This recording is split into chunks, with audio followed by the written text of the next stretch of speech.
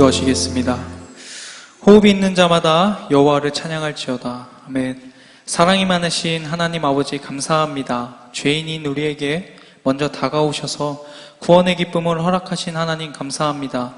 우리의 찬양의 이유가 되신 주님, 우리에게 주님을 찬양할 때 그 어떤 것도 채울 수 없는 기쁨을 우리에게 주시니 감사합니다.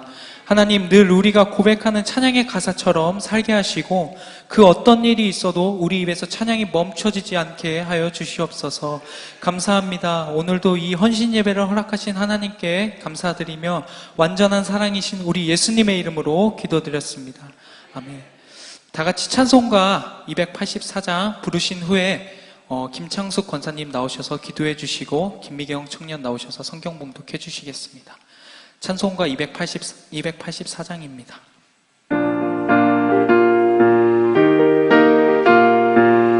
우리 함께 박수 치시면서 찬양하겠습니다. 오랫동안 모든 죄 가운데 빠져 더럽기가 한량 없던 우리들 아무 공로 없이 구원함을 얻어 하나님의 자녀 지금 되었네. 주의 그 사랑 한량 없도다. 찬송할지어다 예수의 공로. 주의 그 사랑 한량 없도다. 찬송할지어다 예수의 공로. 주의 보혈로서 정결하게 씻겨 죄악에서 떠난 몸이 되었고 세상 근심 그릇한 곳 없어지니 하나님의 빛이 영화롭도다. 주의 그 사랑 한량 없도다. 찬송할지어다 예수의 공로. 주의 그 사랑 한량 없도다. 찬송할지어다 예수의 공로. 죄의 깊은 잠과 뜬 세상의 꿈을 어서 깨어나라 나의 친구여. 은혜 받은 날과 구원 얻을 때가 지금 온 세상에 선포되었네. 주의 그 사랑 한량 없도다. 찬송할지어다 예수의 공로. 주의 그 사랑 한량 없도다. 찬송할지어다 예수의 공로.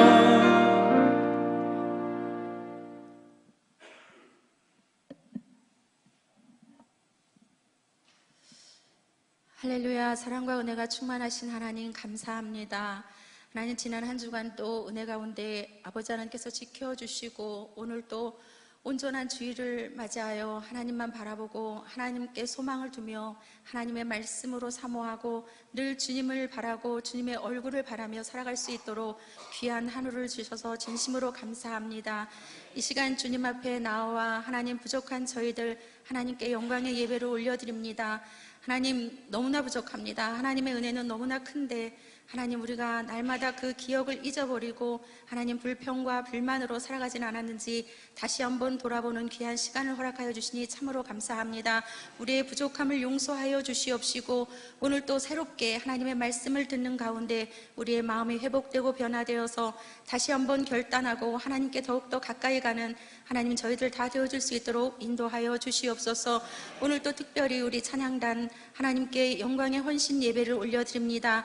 우리 찬양단 하나님 한 사람 한 사람을 주장하여 주시옵시고 마음은 너무나 부족합니다. 모든 것 너무나 부족합니다. 감사를 잊고 하나님, 우리의 옛습성이 저절로 나와 늘 욱욱하는 그런 마음 가운데 있지만 하나님께 올려드리는 이 찬양을 올려드릴 때마다 우리의 마음이 떨려지게 하시고 우리의 심령이 더욱더 울려서 하나님과 더욱더 가까이 다가가는 귀한 찬양배원들 한 사람 한 사람이 되어줄 수 있도록 인도하여 주시고, 아버지 하나님, 부족하지만 저희들 목소리를 허락하여 주셨사오니 최선으로 하나님 주신 그 목소리로 최선으로 하나님께 올려드려서 하나님, 우리의 마음과 영이 하나님께 더욱더 다가가는 하나님 받으시는, 흠양하시는 아름다운 찬양배원들이 다 되어줄 수 있도록 인도하여 주시옵소서.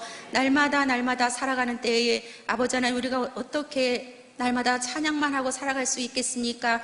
그리하지 아니할 때도 우리의 입술이 찬양으로 주님을 아버지 안에 선포하고 주님의 마음을 바라고 주님의 사랑을 확신하는 그러한 귀한 찬양대원들이 되고 또 우리 모든 성도가 되어질 수 있도록 주님 늘 도와주시옵소서. 오늘 들려주실 말씀을 기대합니다. 하나님의 말씀의 능력으로 다시 한번 확신하는 귀한 믿음의 결단하는 귀한 시간이 되어질 수 있도록 인도하여 주시고, 말씀 전하시는 목사님 늘 영육이 강건할 수 있도록 인도하여 주시며, 전하시는 그 선포의 말씀을 따라 우리 모두가 함께 하나님의 영광을 보고 하나님의 귀한 성령 충만한 은혜를 아버지 하나님 경험하여 아버지 하나님 삶의 새 증인이 되어줄 수 있는 저희 모두가 되어줄 수 있도록 인도하여 주시옵소서. 이 시간 오직 주님만이 홀로 영광 받기를 소망하고 갈망하며 우리 주 예수 그리스도 이름으로 기도드렸사옵나이다. 아멘.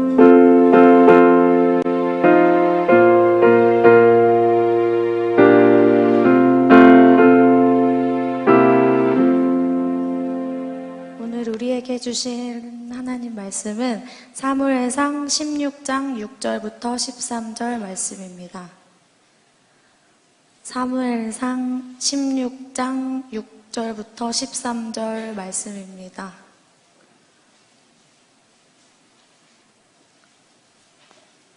다 찾으신 줄 알고 제가 봉독하여 올려드리겠습니다. 그들이 오매 사무엘이 엘리압을 보고 마음에 이르기를 여호와의 기름 부으실 자가 과연 주님 앞에 있도다 하였더니 여호와께서 사무엘에게 이르시되 그의 용모와 키를 보지 말라. 내가 이미 그를 버렸노라. 내가 보는 것은 사람과 같지 아니하니 사람은 외모를 보거니와 나 여호와는 중심을 보느니라 하시더라. 이새가 아비나답을 불러 사무엘 앞을 지나가게 하매 사무엘이 이르되 이도 여호와께서 택하지 아니하셨느니라 하니 이새가 산마로 지나게 하매 사무엘이 이르되 이도 여호와께서 택하지 아니하셨느니라 하니라. 이새가 그의 아들 7을 다 사무엘 앞으로 지나가게 하사 사무엘이 이새에게 이르되 여호와께서 이들을 택하지 아니하셨느니라 하고 또 사무엘이 이새에게 이르되 내 아들들이 다 여기 있느냐. 이새가 이르되 아직 막내가 남았는데 그는 양을 지키나이다. 사무엘이 이새에게 이르되 사람을 보내어 그를 데려오라. 그가 여기 오기까지는 우리가 식사 자리에 앉지 아니하겠노라. 이에 사람을 보내어 그를 데려오매 그의 빛이 붉고 눈이 빼어나고 얼굴이 아름답더라. 여호와께서 이르시되 이가 그니 일어나 기름을 부으라 하시는지라. 사무엘이 기름불 병을 가져다가 그의 형제 중에서 그에게 부었더니 이날 이후로 다윗이 여호와께서 영에게 크게 감동되니라. 사무엘이 떠나서 라마로 가니라. 아멘.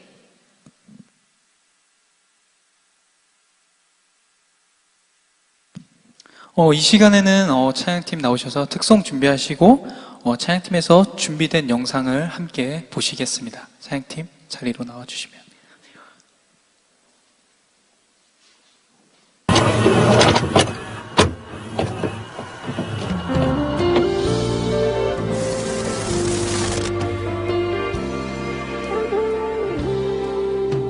부르심 따라 예수 이름 부르며 나의 인생을 드렸네. 사람들 이해 못하고 결과 어떠하든지 주만 따라가기 원했네. 이제와 돌이켜보니 그저 부끄러울 뿐 모두 다 주의 은혜라. 벼랑 끝에 선 나를 주의 손이 이끌어 여기까지 인도하셨네. 하나님 사랑 날 떠나지 않고 끝까지 사랑하셨기에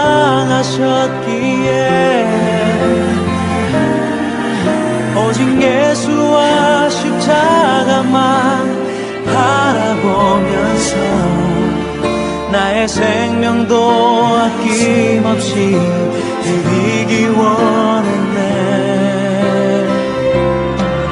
내 노래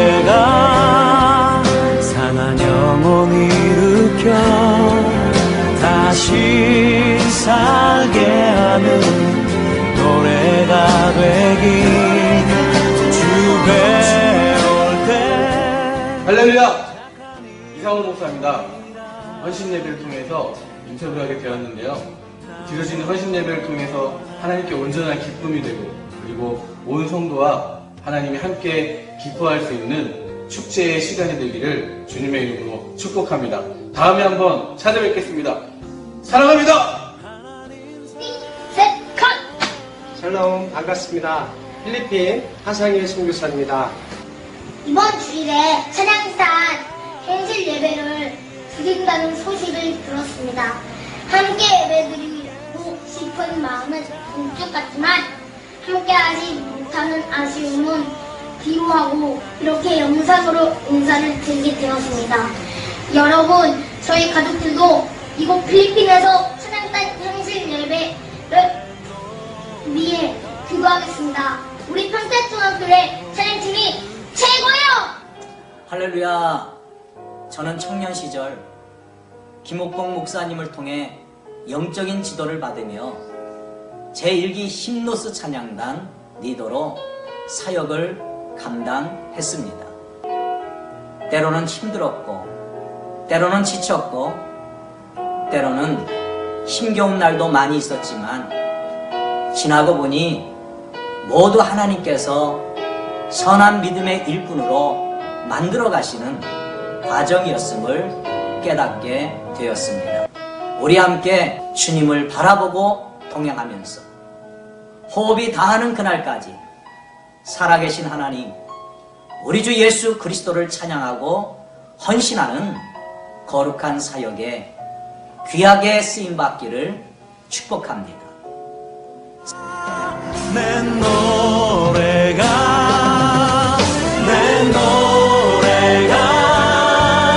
사랑영원. 이번에 헌신 예배를 통해서 한 번만 더.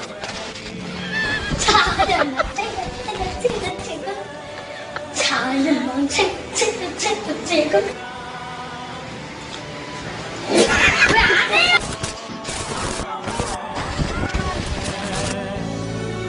칭찬받기 나 원하네.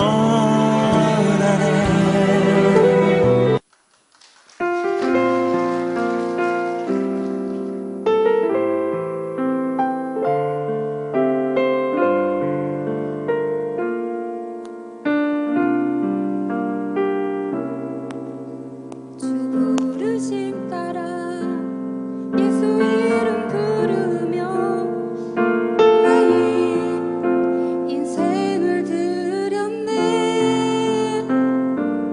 사람들 이해 못하고 결국 어떠하든지 주만 따라가기 원했네. 이제와 돌이켜보니 그저 부끄러울 뿐 모두 다 주의 은혜라. 별 끝에선 나를 주의 손이 이끌어 여기까지 인도하셨네.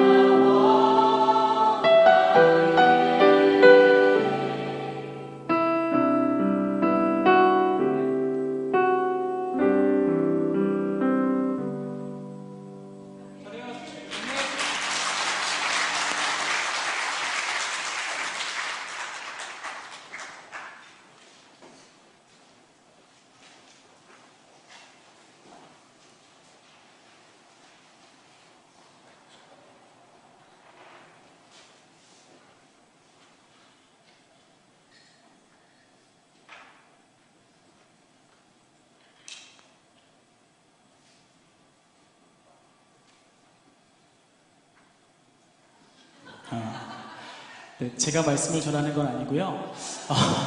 저희 찬양단 헌신 예배를 위해서 우리 말씀을 전해주실 목사님을 제가 소개하려고 나왔습니다.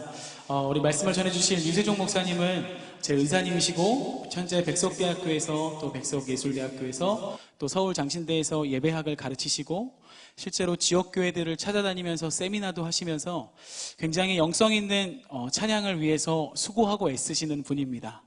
찬양만 그런 게 아니고 말씀 또한 굉장히 은혜롭고 꼭 우리에게 필요한 말씀, 오늘 본문을 통해서 다윗을 통한 삶을 통해 다윗의 삶을 통해 우리가 예배자로서 하나님이 기뻐 받으시는 예배가 무엇인지 함께 말씀을 듣길 원합니다. 우리 교수님 나오실 때 우리 박수를 치면 박수로 환영하면서 격려하고 우리 시간 교수님 말씀 전하실 때 많은 은혜 받으시길 바랍니다.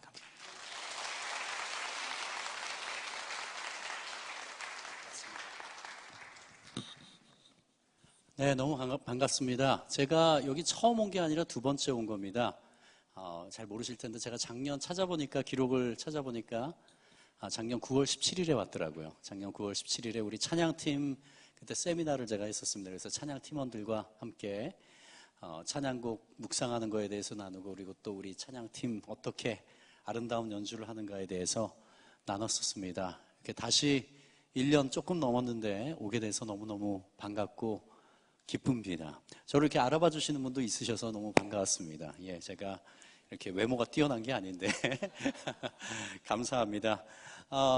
오늘 제가 여러 교회들 많이 다녀봤지만 오후 예배가 이렇게 뜨거운 교회는 최근에 처음인 것 같습니다. 예, 진심입니다.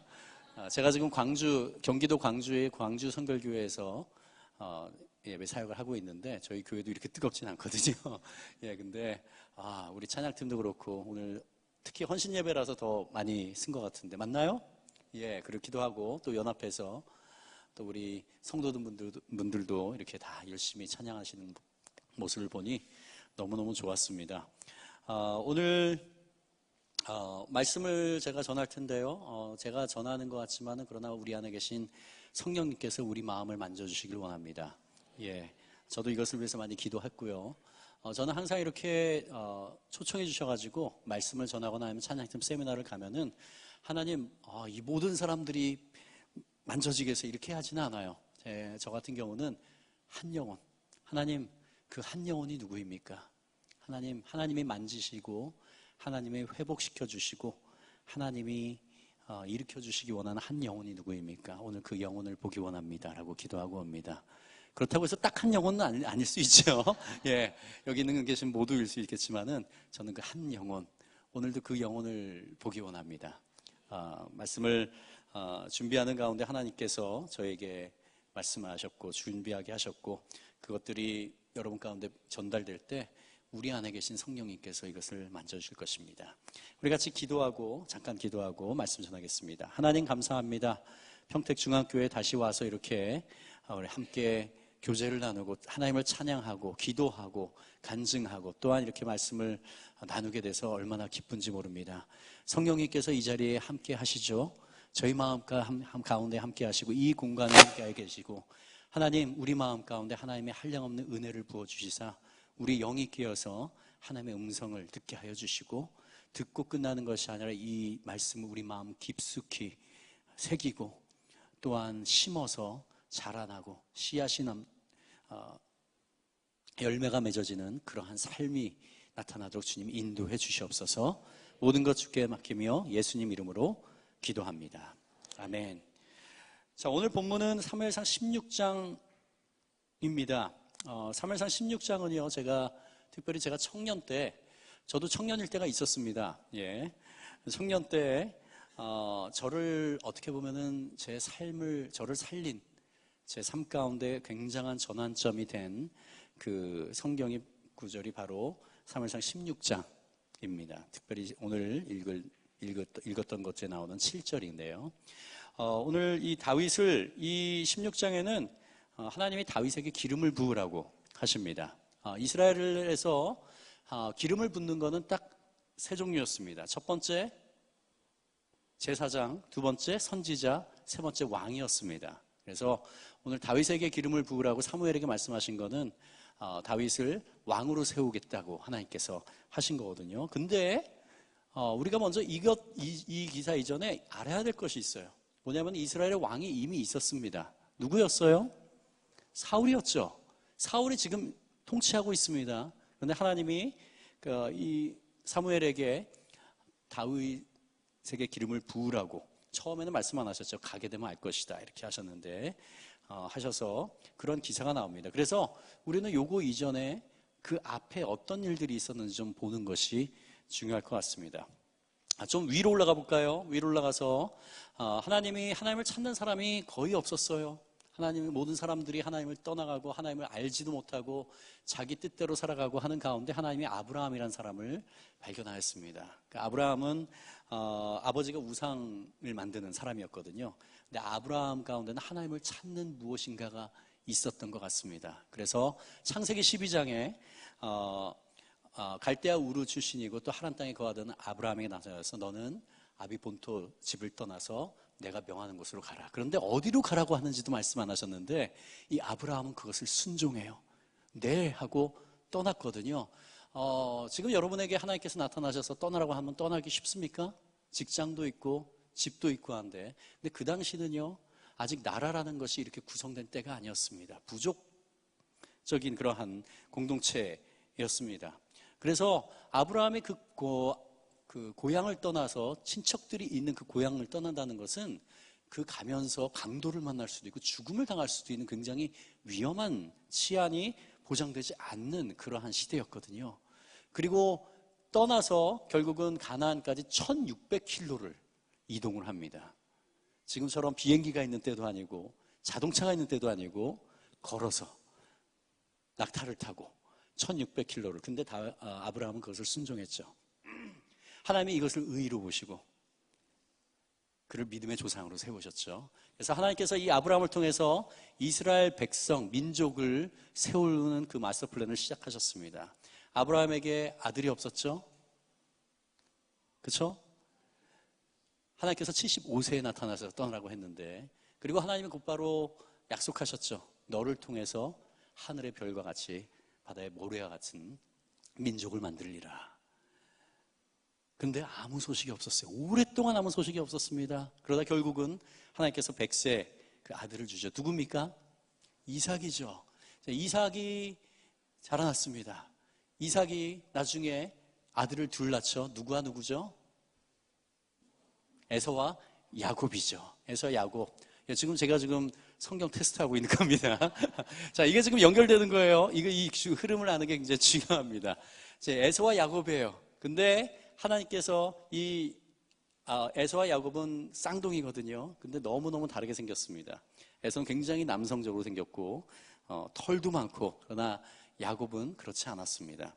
그래서 이삭은 에서를 편애했고 그 엄마인 리브가는 야곱을 편애했죠. 자, 그래서 결국은 장자권을 탈취하고 그리고 나서 그 형이 화가 나고 죽일까 두려워서 떠납니다. 그래서 그 삼촌에 있는 라반의 집으로 떠나죠. 거기서 결국은 어머니가 돌아가시는 것을 보지 못하고 나중에 20년 후에야 돌아오게 됩니다. 자, 야곱에게 몇 명의 아들이 있었습니까? 12명의 아들이 있었죠.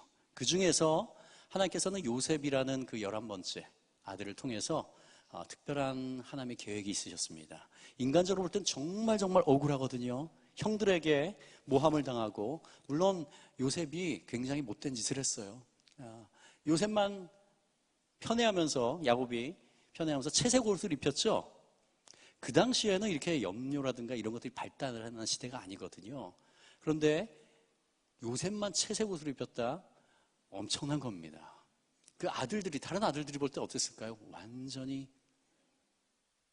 미치겠죠. 미워 죽겠죠. 예를 들면 이겁니다.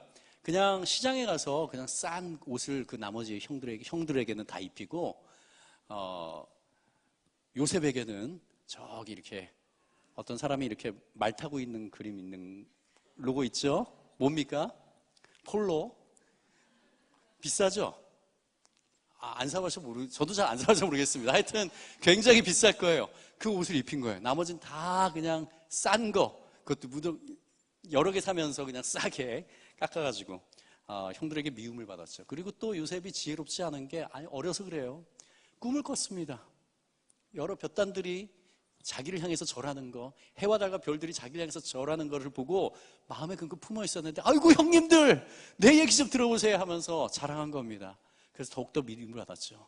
그리고 결국은 형들에게 원래는 죽이려고 했지만은 미디안 사람들에게 팔려서 애굽으로 팔려가게 됩니다. 그러나 그것이 하나님의 계획 가운데 있었죠. 그래서 그곳에서 결국은 국무총리가 되고, 또 이스라엘 백성들, 이스라엘 야곱의 그 열두 아들들, 그 가족들이 기근을 피해 가지고 이집트로 이사 가게 되고, 그 이집트에서 430년 동안 200만이라는 엄청난 이스라엘 민족이 되는 역사가 일어났습니다. 그리고 나중에 요셉을 알지 못하는 그 바로의 핍박 가운데 하나님이 모세를 택하시죠.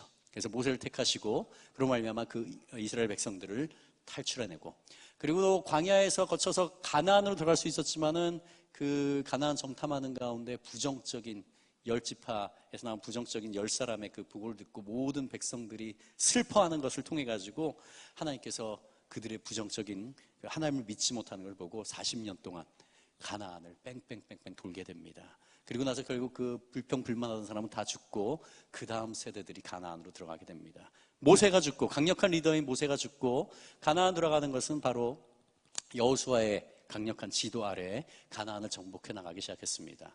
자, 그리고 나서 여호수아가 죽고 나서 그 다음부터는 어떤 탁월한 리더가 없었습니다. 그때부터 어떤 시대가 시작되나요? 여호수아 다음이 뭡니까? 사사기예요. 사사기. 그때는요, 똑같은 패턴이 반복합니다. 하나님을 믿고 하나님을 따르다가 우상숭배에 빠집니다. 우상숭배에 빠져서 하나님을 버리고 우상을 열심히 섬기다가 하나님의 마음을 아프게 하죠. 하나님이 원하시는 건 뭐예요? 그들과 친밀하게 동행하면서 그들이 하나님께서 그들에게 복을 내려주시고 하나님께 붙어 있으면서 하나님의 백성으로서 하나님이 주시는 아름다운 것을 누리는 것이 그걸 하나님이 원했는데, 그러나 이스라엘 백성들은 하나님을 원치 않고 다른 우상들을 숭배하게 됩니다. 우상 숭배하고 떠나가죠. 하나님께서 마음 아파서 그들을 징계하십니다. 왜? 돌아오게 하기 위해서. 그래서 주변에 있는 이방 민족들을 사용하셔서 그들을 쳐들어가게 하고 징계하고 죽이기도 하고 노예로 잡기도 하고, 그러므로 인해서 압제 가운데 신음하게 됩니다. 그 가운데서 이스라엘 백성들은 어떻게 해요? 아이고 하나님, 저희가 잘못했습니다. 저희를 구원하여 주셔서 부르짖습니다. 그것을 들으시고 하나님이 어떻게 하세요? 사사를 세워서 그들을 구원해내십니다. 그러면 그 세대는 어떻게 해요? 하나님 놀랍습니다. 우리를 구원해 주셔서 감사합니다. 그 세대는 하나님을 또 섬겼는데 계속 반복돼요. 그 세대가 죽고 난 다음에 그 다음 세대는 하나님을 알지 못하더라 또 우상숭배에 빠집니다. 그리고 하나님이 또 징계하시고 또 회개하고 또 하나님이 사사를 보내서 구원하고 또 하나님 앞에 할렐루야 하나님 감사합니다 살아가다가 또 그 다음 세대는 알지 못하고 또 타락하고, 이것이 사사기에 12번이 반복이 돼요. 참 바보 같지 않아요? 근데 그게 우리의 모습입니다. 자, 이 사사의 시대가 딱 끝났습니다. 그 다음에 바로 사무엘 상하거든요. 사무엘 선지자가 나타납니다. 오랫동안 영적인 지도자가 없었어요. 사사기의 맨 마지막은 정말 암울한 엄청나게 엽기적인 사건이 벌어지면서 끝납니다. 그러고 나서 사무엘, 오랫동안 하나님의 계시가 없다가 어린 사무엘에 나타나고 그를 통하여서 하나님께서 계시하기 시작하고 말씀하시죠. 그래서 사무엘이 성장하여서 이스라엘을 이끄는 지도자가 됩니다. 사무엘이 마지막 사사면서 제사장이죠. 선지자이고, 사무엘이 잘 통치를 했는데 이스라엘 백성들은 또 하나님을 떠나가기 시작합니다. 하나님이 명하고 하나님이 직접적으로 사무엘을 통해서 통치하는 게 마음에 들지 않아요. 자기 뜻대로 살고 싶거든요. 그래서 이스라엘 백성, 하나님께서 하나님에게 요구합니다. 우리에게 왕을 주십시오. 우리에게 왕을 주십시오. 저기 다른 블레셋 같은 데 보면 왕이 진격 앞으로 하니까 일사불란하게 쫙 나가고 하는데 우리는 왕이 없으니까 그냥 부족 공동체, 12부족이 공동체가 돼서 그 안에서 그냥 사무엘을 통해 가지고 하나님이 지시하는 대로 나가고 굉장히 효율적이 않습니다. 우리에게 왕을 주십시오. 하나님이 기뻐하셨을까요? 기뻐하지 않으셨어요. 왜요? 이스라엘 백성들은 이미 왕이 있어요. 누구예요? 하나님이시죠. 근데 이스라엘 백성들은 하나님을 여기지 않았습니다. 그래서 이스라엘의 사사기 마지막에도 이스라엘의 왕이 없으므로 모든 백성들이 자기 소견에 옳은 대로 행했다고 합니다. 자기 뜻 생각할 때 옳은 대로 그냥 행합니다. 이스라엘의 왕이 있었거든요. 버린 거죠. 결국은 하나님께서 왕을 허락하십니다. 그래서 첫 번째 그 왕이 누구예요? 사울 왕입니다. 사울 왕이 선한 왕입니까? 악한 왕입니까? 악 나오다가 갑자기 이렇게 되죠. 처음에는 선했습니다. 굉장히 겸손한 왕이었어요. 그래서 하나님이 사무엘에게 베냐민 지파에 가서 거기서 기름을 부어라 하고 베냐민 지파로 갔을 때 자기는 왕이 될 자격이 없다고 숨어버렸어요. 짐 뒤에 숨어버렸어요. 이 정도로 겸손한 자였습니다. 그리고 기름을 부었어요. 그리고 나서 처음 왕이 되고 나서 하나님의 뜻에 그대로 따릅니다. 그래서 부족을 소집해서 적들이 쳐던 걸 잘 무찌르고 했으나 얼마 되지 않아서 그가 변질되기 시작합니다. 하나님의 말씀을 그대로 따르지 않아요. 하나님이 명령하셨는데 자기 생각을 섞습니다. 아니, 내 생각이 여기 있으면은 하나님의 명령이 여기 있잖아요. 내 생각과 다르더라도 하나님이 명령하셨으면 그대로 따르는 것. 이게 하나님이 내 위에 계신 분이라는 것을 인정하는 거죠. 그러네 하나님의 말씀이 여기 있는데 내 생각을 그 위에 놓습니다. 그래서 하나님이 명령하신 것 가운데서 내 생각에 괜찮은 것은 따르고요. 내 생각에 괜찮지 않으면은 따르지 않거나 내 방식대로 행합니다. 이거는 불순종입니다. 그래서 하나님의 마음을 굉장히 아프게 하죠. 굉장히 아프게 합니다. 하나님이 여러 번 기회를 주셨는데 계속적으로 하나님의 마음을 아프게 합니다. 그리고 결정적으로 사무엘상 오늘 읽은 16장 바로 전에 있는 15장에 하나님이 사무엘에게 명하여서 아멜렉 족속을 진멸하라고 명을 합니다. 그래서 사무엘이 사울 왕에게 명령해서 전달하죠. 그래서 사울이 군대를 소집해가지고 아멜렉 족속으로 쳐들어갑니다. 아멜렉이 누구냐면요, 그냥 이방 민족이 아니에요. 이스라엘 백성에게는 먼 친척벌입니다. 누구냐면은 이스라엘 백성은 아까 말할 때 에서와 야곱이 있었죠. 이스라엘 백성은 야곱의 12아들을 통해 가지고 이스라엘 백성이 됐습니다. 그렇죠? 에서의 자손들이 바로 아멜렉이에요. 그러니까 굉장히 먼 친척이에요. 그런데 이 아멜렉 족속이 어떤 짓을 했냐면요, 이스라엘 백성들이 애굽에서 압제를 당하다가 출애굽을 하죠. 그래서 광야 가운데 있을 때 처음으로 쳐들어온 게 바로 아멜렉이었어요. 오히려 도와줘야 되는데 쳐들어왔습니다. 이건 여러분이 잘 아는 사건이에요. 출애굽기 17장에 나옵니다. 그래서 아멜렉이 쳐들어왔을 때 그때 무기가 있었나요? 뭐가 있었나요? 그러니까 여호수아가 청년들과 장년들을 이끌고 막습니다. 전투가 벌어졌어요. 모세가 산 위에서 이렇게 손을 들고 있으면은 이스라엘 군대가 이기고, 팔이 아파서 내려가면은 아멜렉이 이기고, 그래서 어떻게 했어요? 아론과 훌, 그 노인 세 분이 낑낑대면서 팔을 들고 있어서 결국은 무찌르죠. 그때 출애굽기 17장에 하나님이 약속하십니다. 내가 이 아멜렉 족속을 이 세상에서 기억되지 못하게 하리라. 그것이 바로 이루어지는 게 바로 사무엘상 15장입니다. 그래서 사울이 군대를 조직해서 아멜렉을 쳐들어갑니다. 그리고 이깁니다. 그 왕 아각을 잡고 하나님이 명하실 때 어떻게 했냐면 그 살아있는 것을 아무것도 남기지 말라고 그랬어요. 진멸하라. 아무것도 남기지 마라 라고 했습니다. 자, 승전보를 받았습니다. 그래서 전쟁에 나갈 때나 이스라엘 백성은, 아니면 전쟁이 끝나고 나서 승리했을 때 꼭 제사장이 가서 하나님께 예배를 합니다. 그래서 사무엘이 갑니다. 길갈로 가요. 승리했다고 해서 길갈로 가는데, 그 길갈로 들어갔는데 귀에 어떤 소리가 들려요? 소와 양의 울음소리가 들리는 거예요. 하나님께서 분명히 뭐라고 말씀하셨어요? 진멸하라고 했죠? 살아있는 것 하나도 남김없이 진멸하라고 했는데 소와 양의 울음소리가 들리는 겁니다. 그래서 사무엘이 묻죠. 아니 왕이시여, 하나님이 분명히 진멸하라고 하지 않았습니까? 사람이나 짐승이나 아무것도 남기지 말고 다 죽이라고 했는데 내 귀에 들리는 이 소리가 무엇인가요? 그러자 사울이 변명을 하죠. 아, 글쎄 제가 다 죽이라고 했거든요. 근데 백성들이 와, 너무 좋은 소와 양들이 있는 거예요. 그래서 이것들 가지고 야, 우리가 모세 율법에 따르면은 하나님께 제사할 때 어떤 거로 제사해야 돼요? 흠없고 순결한 가장 좋은 것들로 해야 됩니다. 이것들 가지고 우리가 하나님께 예배하자, 제사하자 라고 해서 남겨놨습니다. 진심이에요, 거짓이에요? 잘 모릅니까? 뻔하지 않습니까? 왜 남겨놨을까요? 왜 남겨놨을까요? 소와 양들을 왜 남겨놨을까요? 아깝잖아요. 자, 한번 봅시다. 전쟁은 세 가지 목적으로 합니다, 보통. 첫 번째, 땅을 빼앗기 위한 거. 그렇죠? 두 번째, 그 땅에 거하는 사람들을 승리하잖아요. 그럼 노예로 부릴 수가 있습니다. 옛날에 노동력은요, 우리 기계화된 시대가 아니기 때문에 굉장히 중요한 거였어요. 노동력. 세 번째가 뭡니까? 전리품이죠. 그들이 쓰던 것들. 이 세 가지 목적으로 전쟁을 합니다.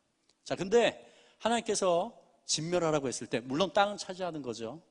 근데 거기에 있는 사람들을 죽이라고 하는 건 지금 기준으로는 말이 안 되는 거고, 그런데 이 우상 숭배하는 자들이었죠. 그렇기 때문에 하나님이 다 죽이라고. 그거는 이해할 수 있어요. 왜냐하면 살려놓으면은 우상 숭배하는 것이 다시 이스라엘 백성들에게 오거든요. 근데 소와 양들은 죽이라는 게 합리적이에요, 비합리적이에요? 왜 비합리적입니까? 소와 양들이 우상 숭배를 합니까? 아니에요. 사람들이 우상 숭배하는 거죠.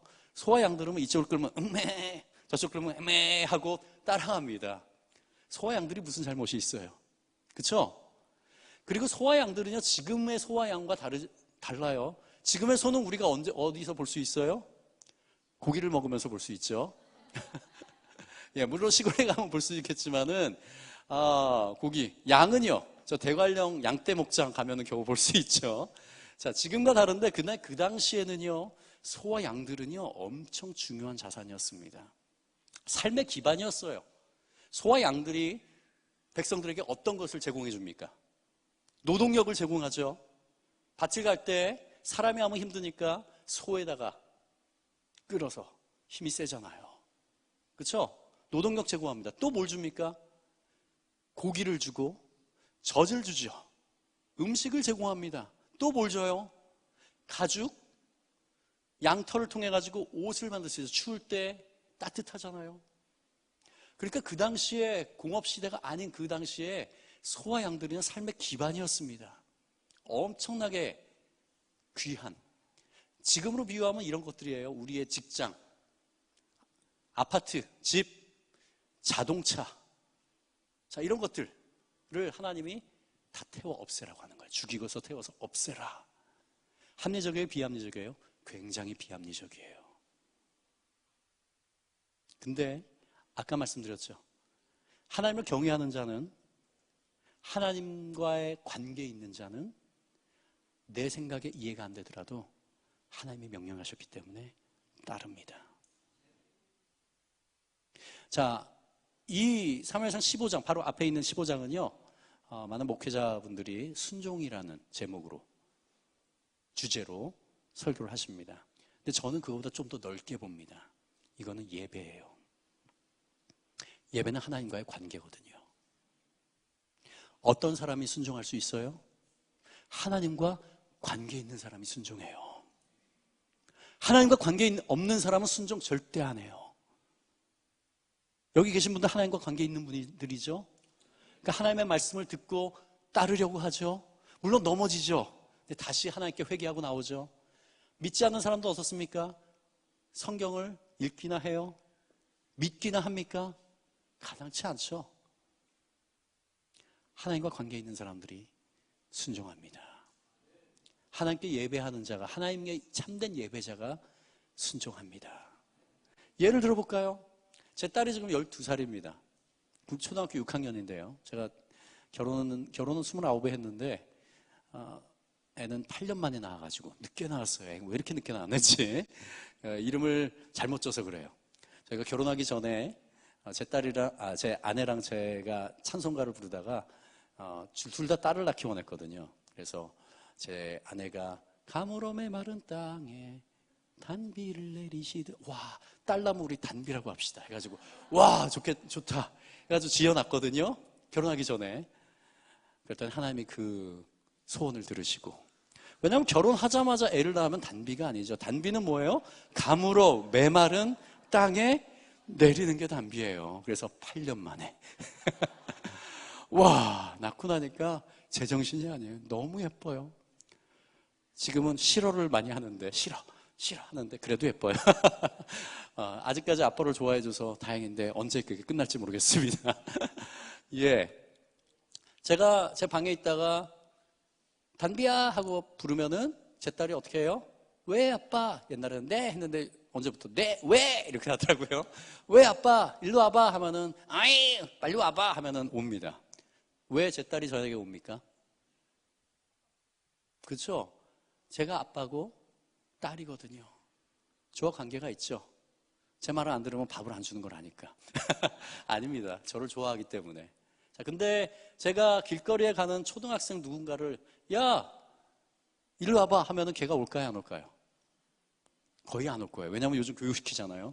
모르는 아저씨가, 특히 눈이 째진 아저씨가 오면은 절대 가지 마라. 그렇죠? 막 도망가죠. 전화합니다. 막 전화하는 척.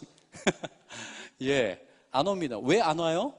그 아이랑 저는 관계가 없거든요. 하나님께 순종하는 자는요, 내가 이해가 안 되더라도 하나님과 관계가 있기 때문에 순종해요. 하나님이 하나님이시기 때문에 순종하고, 하나님께 순종하지 않는 자는요, 하나님과의 관계가 끊어진 자입니다. 여러분의 관계는 하나님과 붙어 있습니까? 이 일로 인해서 사울은 버림받습니다. 하나님이 먼저 버리는 경우는 없어. 사울이 버린 거예요. 왜? 하나님의 많은 기회를 주는데 하나님을 따르지 않아요. 항상 자기 생각을 섞고 자기 뜻대로 해요. 이렇게 다 진멸하라고 했는데 아깝다는 이유로 남겨놓습니다. 그리고선 대답하는 게 뭐예요? 어이구, 제가 이걸 하나님께 예배하려고 준비해놨습니다. 가증한 그런 대답을 합니다. 그때 사무엘이 유명한 대답을 하죠. 왕이시여. 왕은 하나님에 대해서 도무지 모릅니다. 하나님이 제사를 드리는 것, 정말 많은 소와 양들 좋은 것들로 잡아서 제사를 이렇게 태워서 기름을 태워가지고 하나님께 드리면 그걸 좋아하시겠습니까? 순종하는 것이 제사보다 낫습니다. 순양의 기름보다 하나님의 말씀을 경청하는 것이 낫습니다. 왕은 이것을 모릅니다. 결국은 버림받습니다. 또 울고불고 하죠. 그러나 계속 반복되는 걸 하나님이 하셨어요. 또 용서해줘도 또 다시 또 하나님을 거역하고, 또 용서해줘도 또 거역하고. 그리고 나서 그 다음이 바로 사무엘상 16장. 하나님께서 사무엘에게 나타나셔서 슬퍼하지 마라. 너는 이제 내가 다음 왕을 기름 부을 텐데 저기 베들레헴 땅에 있는 이새라는 사람, 이새의 집에 가거라. 그랬더니 사무엘이 아이고, 지금 사울이 이렇게 있는데 기름 붓는다고 하면 사울이 저 죽일 겁니다. 가는데 암송아지를 끌고 가라. 그래서 제사한다고 하고 가거라. 그래서 사무엘이 암송아지를 끌고 갑니다. 베들레헴에 나타납니다.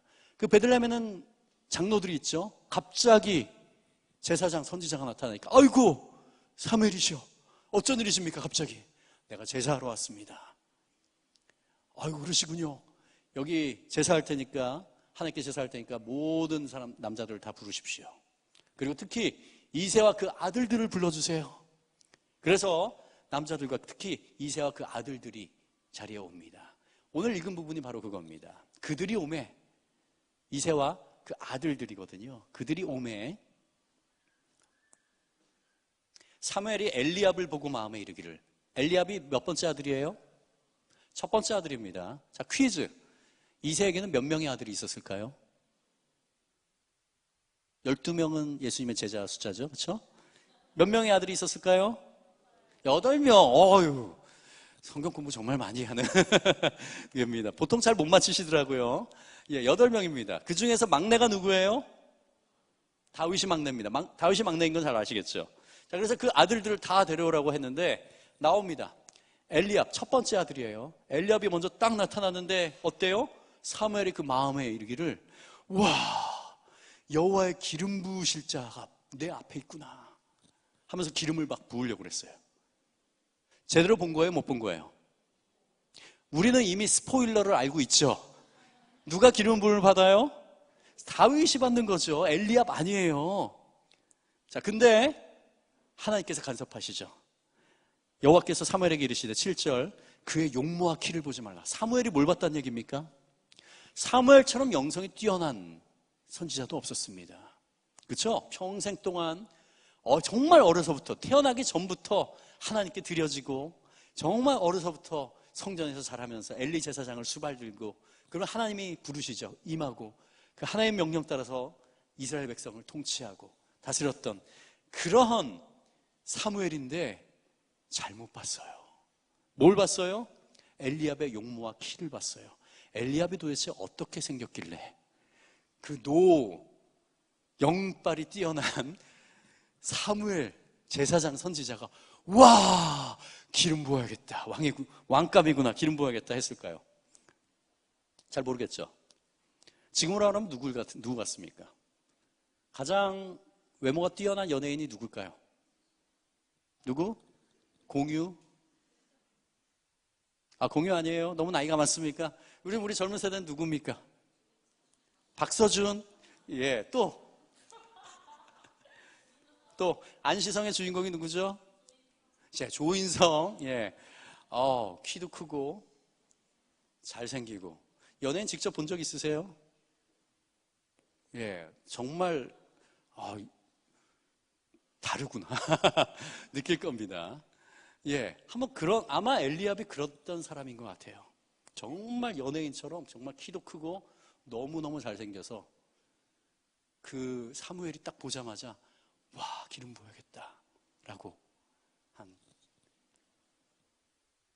근데 하나님이 뭐라고 하세요? 간섭하시죠. 잠깐 그의 용모와 키를 보지 마라. 내가 이미 그를 버렸노라. 왜 하나님이 버릴까요? 하나님이 주도적으로 버리지 않으세요. 엘리압의 아내는요, 하나님을 찾는 마음도 없고 따르고자 하는 마음도 없고 의지하는 것도 없고 전혀 없어요. 외적으로 뛰어나게 생겼으니까 어때요? 자만감이 충만했겠죠. 사람들이, 동네에 있는 많은 사람들이 와, 이렇게 보죠. 장군감이네, 지도자감이네. 어려서부터 이렇게 자랐겠죠. 하나님을 찾지 않아요. 내가 이미 그를 버렸노라. 왜 그 안에 나를 찾는 가 없거든. 그래서 하나님 뭐라고 말씀하세요? 사람은 외모를 보거니와 나 여호와는 중심, 마음을 보신다. 한번 생각해 봅시다. 우리 사람들은 왜 자꾸 외모를 볼까요? 여기 외모 안 보시는 분이 있으신가요? 안 보는 사람 있어요? 거짓말입니다. 외모가 어떻게 안 보여요? 외모 안 보는 사람 있어요? 없어요. 왜 우리 인간은 자꾸 외모를 볼까요? 자, 외모라고 하는 건 키와 잘생긴 것, 예쁘게 생긴 것, 몸매 이런 것만 말하는 게 아니에요. 외적인 것들 다 말하는 거. 재산이 얼마나 많은지, 학력이 얼마나 뛰어난지, 이런 것들, 얼마나 좋은 직장에 다니는지, 연봉이 얼마인지, 이런 것들이 다 외적인 것에 해당되죠. 왜 우린 자꾸 그런 것들을 봅니까? 예? 보이죠? 뭐가 안 보여요? 외적인 게 너무 잘 보이니까. 예, 외적인 건 보이는데 뭐는 안 보여요? 마음은 안 보이죠. 하나님은 우리의 마음을 보시는 분이거든요. 근데 우리는 마음이 보여요? 안 보여요. 물론 제 아내 같은 경우는 눈치가 굉장히 빠른 사람입니다. 그러니까 제가 결혼하고 한 1년 만에 저를 다 파악했어요. 그래서 제가 이런 눈으로 있으면 아이고 배고프시군요. 이렇게 있으면 졸리시군요. 그때마다 섭섭지 놀래는데 아니에요. 그렇다고 하더라도 제 아내가 저를 다 모든 걸 다 알지 못합니다. 우리는 마음이 안 보여요. 자꾸 외적인 것을 보죠. 우리의 한계일지도 모르겠습니다. 그런데 하나님 분명히 말씀하시죠. 외모를 보지 말라. 왜? 그 사람은 외모로 판단하면 안 되거든요. 하나님이 뭘 보세요? 중심, 마음만을 보세요. 얼마나 하나님을 사랑하는지, 얼마나 하나님을 따르는지, 얼마나 하나님을 의지하는지 그것을 보신대요. 자, 성경이 한자만 달랐어도 완전히 의미가 달라지게 됩니다. 사무엘상 16장 7절 내가 보는 것은 사람과 같지 아니하니 사람은 외모를 보거니와 나 여호와는 중심도 보느니라. 중심도, 아멘 하면 안 돼요. 중심도라는 것은 무슨 의미예요? 외모도 보고 중심도 본다. 성경에 그렇게 쓰여지지 않은 게 얼마나 감사해요. 감사하지 않은 분 계실 것 같아요. 나는 키가 180 넘는데, 난 좀 잘생겼는데, 난 좀 예쁜데. 착각하지 마세요. 특히 20대, 10대, 20대 여러분. 그 젊음과 잘생김이 오래가지 않아요. 제가 머리숱이 엄청 많았거든요. 40이 되니까 여기가 이렇게 허전해지기 시작합니다. 주름도 이렇게 늘어나기 시작하고 벌써 손가락을 기타를 많이 쳐가지고 퇴행성 관절염도 걸리고요. 몸에서 하나 둘씩 망가지는 게 막 나옵니다. 만약에 하나님의 외모를 보시는 분이라면은 우리 가운데서, 우리 인간 가운데서 하나님을 계속적으로 기쁘게 할 사람은 없을 거예요. 왜? 우리의 육신은요 자꾸 후져져 가요. 너무 직설적인가요? 고상한 말로는 후패해져 갑니다. 성경에 나오는 말로는 후패해져 가요. 다시 말하면은 후져져 가요. 아까 말한 것처럼 주름도 늘어나고 자꾸 뭐가 고장나고, 그쵸? 가장 예쁜 게 언제 예뻐요? 20대 초반. 잘 몰라요, 그 20대들은. 그쵸? 화장 안 해도 예쁜데 그냥 그 예쁜 얼굴을 막 가리죠. 막 젊음이 예쁜 겁니다. 믿질 않네요. 그쵸? 예. 그러나 하나님은 외모를 안 보세요. 왜 하나님이 외모를 안 보실까요? 저를 보십시오. 객관적으로 말씀해 주세요. 객관적으로. 주관적으로 말고. 물론 사랑이 넘쳐서 주관적으로 봐주실 거 알지만은 객관적으로. 제가 키가 큽니까? 작습니까? 왜 거짓말을 하고 그래? 일어나봐요. 일어나봐. 서봐.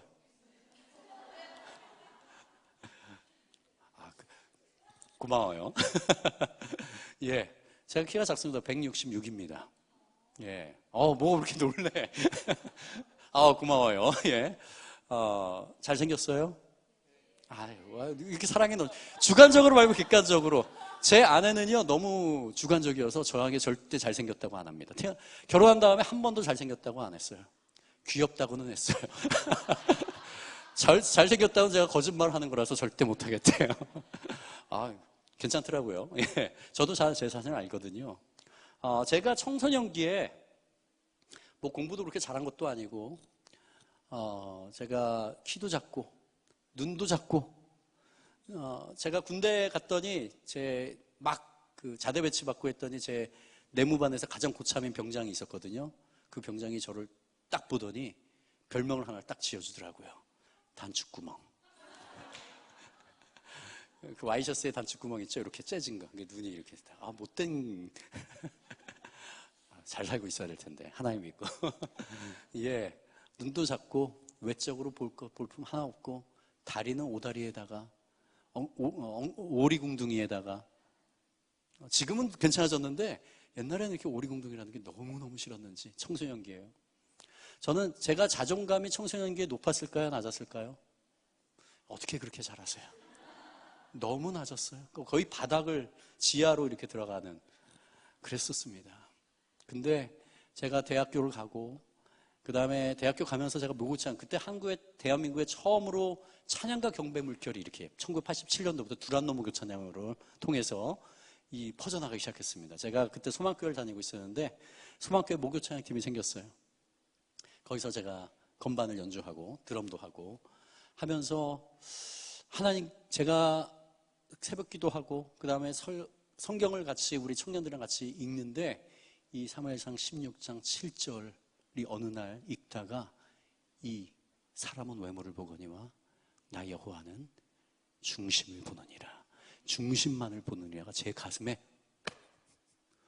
박혔어요. 와, 사람은 외모를 보고 계속 너 이렇게 키가 작니? 못생겼니? 뚱뚱하니? 공부도 이렇게 지럽게 못하니? 이런 것들을 보고 판단하거든요. 하나님은 절대 그러지 않으신대요. 하나님은 절대 그것 보지 않으시고 단지 내 마음 가운데 얼마나 하나님을 사랑하는지만 보신대요. 얼마나 하나님을 붙들고 따르는지만 보신대요. 저에게는요, 제 인생이 달라지는 때였어요. 그때부터 제 자존감이 회복되기 시작했어요. 다른 사람들이 못생겼다고 하면 어때? 키 작다면 어때? 공부 못한다면 어때? 하나님은 나를 어떻게 보실까요? 너의 하나님 너의 여호와가 너의 가운데 계시니 그는 구원을 베풀 전능자시라. 그가 너로 인하여 기쁨을 이기지 못하며 잠잠히 너를 사랑하사 즐거이 부르며 기뻐하시리로다. 이게 하나님이십니다. 여기 계신 한 사람 한 사람 모두에게 하나님이 그게 바로 하나님이십니다. 그분이 바로 하나님이세요. 그때부터 제 자존감이 막 회복되기 시작했습니다.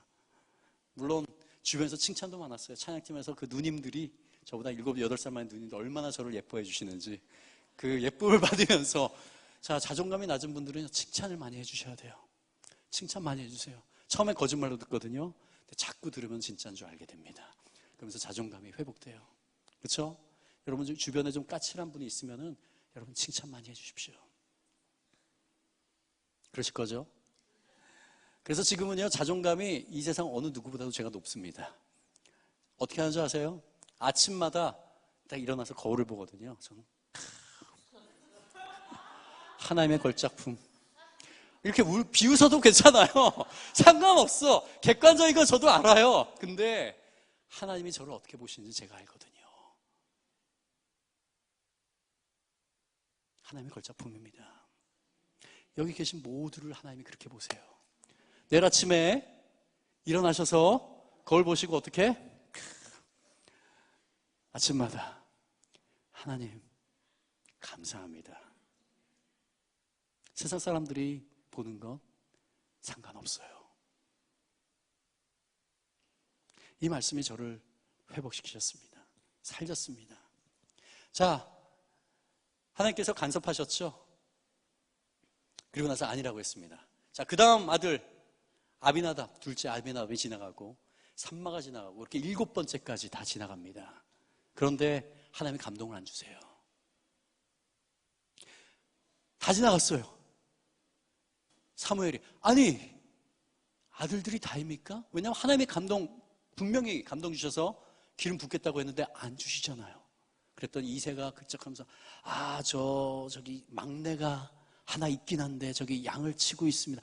어서 빨리 데려오세요. 그자를 데려오기 전까지는 제가 식사를 안 하겠습니다. 그래서 양을 치고 있던 다윗을 데려오죠. 하나님이 감동을 주십니다. 그래서 그가 기름을 붓죠. 그리고 나중에 두 번째 왕, 사울이 전쟁터에서 죽은 다음에 두 번째 왕인 다윗이 됩니다. 자, 다윗은요, 어려서부터 다윗의 직업이 뭐였어요? 양치기였죠. 목동이었습니다. 자, 그 당시에 예수님 때도 그랬고 그 당시에는요, 양을 치는 게 쉽지가 않아요. 산과 들을 고가고 어떤 때는 우기가 있을 때는 풀이 많기 때문에 집 주변에 있기 때문에 나갔다가 저녁에 집에 들어와서 쉴 수 있었거든요. 근데 건기가 되잖아요. 그럼 집 주변에 풀이 없어요. 그래서 멀리까지 나가야 될 때도 있어요. 며칠 동안 못 돌아올 때도 있습니다. 그리고 산을 넘고 밑으로 골짜기도 지나가고 체력적으로도 엄청나게 힘든 그러한 직업이었습니다. 그래서 보통은 종들이 해요. 노예나 종들이 양을 치거든요. 근데 막내 아들인 다윗은 양을 쳤어요. 자, 그런 것들을 볼 때 어떤 성서학자들은요, 다윗이 이거는 성경학자들이 주장하는 부분 중에 하나입니다. 다윗이 이새가 다윗의 정실의 아들이 아닐지도 않을 수도 있다. 결혼 외에 낳은 다음에 아들로 들인 그러한. 그래서 아들들을 데려올 때 7만 데려오고 하나는 안 데려오고. 그렇죠? 그렇게 주장하는 학자들도 있습니다. 어쨌든 다윗은 그렇게 힘들고 고된 것들을 했습니다. 양을 치는 건 굉장히 외로운 직업입니다. 안 그래요? 안 해봐서 모르죠. 저도 안 해봐서 모르겠습니다만은 하여튼 외로운 거예요. 왜? 양들과 대화할 수 없잖아요. 가끔가다 야 돌돌아 하면은 가끔가다 우연히 돌돌이가 양이 매 할 수 있겠지만은 대화를 할 수는 없잖아요. 그렇죠? 외로웠습니다. 혼자 있는 시간이 많았고. 그때 다윗은 뭐 했어요? 그때 다윗은 뭐 했을까요? 응? 찬양 시를 지었어요. 하나님, 그가 바랄 수 있는 분은 하나님밖에 없었습니다. 그래서 망망한 아무도 없는 양들만 있는 그곳에서 어떤 경우에는 집에서 정말 멀리 떨어진 가운데 하나님을 찾았어요. 그는 알고 있었거든요. 내가 하나님을 찾을 때 하나님은 나를 보신다는 것을. 그리고 시를 지었어요. 하나님과 매일매일 교제하면서 여호와 우리 주여, 주의 이름이 온 땅에 어찌 그리 아름다운지요. 여호와는 나의 목자시니 내게 부족함이 없으리로다. 이러한 시를 짓고 거기다가 수금을 타면서 노래를 하고 하나님과 그 마음을 맞추고 하나님을 찬양하고 하나님과 매일매일 교제를 했습니다. 다윗은 외로웠거든요. 다윗은 그 외로움을 하나님께 그 마음을 맞추고 나간 거죠. 하나님이 언제부터 주목하셨을까요? 다윗을.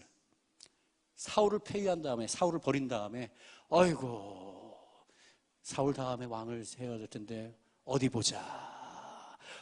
저기 베들레헴의 이세 아들 중에 다윗이 괜찮네. 이러지 않으셨어요. 하나님은 언제부터 다윗을 주목하셨을까요? 양을 치면서 그가 하나님을 찾을 때부터 하나님은 그 다윗을 주목하셨어요. 하나님은 온 땅을 두루 감찰하사 전심으로 자기에게 향하는 자에게 능력을 베푸시는 분입니다.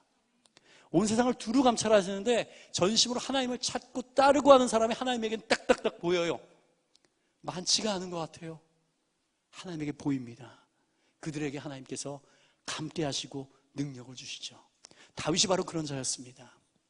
그래서 다윗은 아침에 눈을 뜰 때, 잠에 들 때 아침에 주의 인자하심을 나타내시며 밤마다 주의 성실함을 베품이 좋으나이다. 항상 하나님과 교제하고 동행하던 자였습니다. 그리고 또 하나님과 시를 지어서 찬양하고 하나님과 대화하고 또 무엇을 했을까요?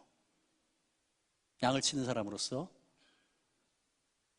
늑대와 곰과 사자가 나타나거든요. 그럼 어떻게 지켜야죠? 뭐로 지킬 수 있을까요? 지금처럼 총이 있는 때도 아니었고 물맷돌. 왜? 막대기로 짐승과 맞닥뜨리면은 너무 위험하죠. 어떨 때는 급할 땐 그렇게 해야 될 때도 있지만 그래서 물맷돌, 자 돌을 끈에다 달아가지고 돌립니다. 그래서 맞추는 거죠. 처음부터 잘했을까요? 아니에요. 이렇게 들다가 떨어지고 수없이 반복합니다. 그래서 어느 정도 들었는데 이제 이게 돌리려고 이렇게 하는데 떨어지고 여기까지 돌리는데 떨어지고 자 어느 정도 이제 여기까지 됐는데 목표하는 데까지 던지는데 몇만 번, 몇십만 번을 반복했을까요? 수없이 반복했습니다. 그러나 다윗은 양을 지켜야 되기 때문에 그것을 반복하면서 익힌 거죠. 그에게 주어진 것에 최선을 다했습니다. 결국은 하나님이 그 물맷돌을 언제 사용하십니까? 골리앗과의 전투에서 사용하시죠. 특별히 오늘 찬양팀, 찬양대 헌신예배잖아요. 우리 그래도 다른 분보다는 우리 찬양대는 음악적인 재능이 있으신 분들이죠. 예. 이 웃음의 의미가 뭡니까? 이 웃음의 의미가 뭡니까? 음악적 재능이 그래도 있으신 분들이죠? 그래도 음치는 아니시잖아요. 그렇죠? 근데 하나님이 원하시는 건 뭔지 아세요? 물론 전공하지 않았습니다. 그러나 어제보다 오늘보다 내일 더 잘하기 위해서 하나님께서 맡겨주신 것이 이 찬양이기 때문에 열심히 하셔야 돼요. 우리 인도자가 전도사님이 찬양 콘티를 보내주면 주중에 들어보면서 그 가사의 의미가 무엇인지를 마음 가운데 새기고 그것이 다윗이 그에게 주어진 것에 최선을 다하고 결국은 그것으로 인해서 하나님께서 그 다윗을 왕으로 세우시는 우리 찬양팀 맡겨주신 것 쉬운 자리 아닙니다. 다른 사람보다 더 일찍 와야 되고요. 그렇죠? 지난번에 우리가 작년에 와서 생각나실지 모르겠지만 찬양곡 묵상에 대해서 나눌 때 그 가사에 어떤 의미가 있는지 한번 계속적으로 생각해보고 우리 각자가 우리 찬양팀이 모여서 그것들을 해나가면서 이 앞에서 나의 모든 것을 다해서 선포하는 겁니다. 그럴 때 여러분이 하나님께서 여러분의 마음을 보시고 내가 너의 찬양을 받겠노라. 그리고 우리가 이렇게 여러분이 이렇게 찬양할 때 여기 계신 성도들이 그 은혜가 미쳐져서 함께 같이 찬양하고 단지 여기서만 하나님을 찬양하는 것이 아니라 우리 삶 가운데서 다윗이 했던 것처럼 하나님 제 삶 가운데서 하나님이 베풀으신 은혜와 사랑을 그대로 지키면서 살겠습니다 라고 하는 그 삶의 예배자로서 설 것입니다. 그러한 우리 평택중앙교회 우리 찬양대 그리고 우리 모든 성도가 되시기를 간절히 축원합니다.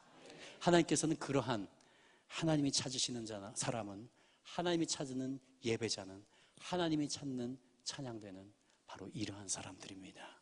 우리 그러한 사람이 되게 결단하십니까? 우리 같이 기도하겠습니다.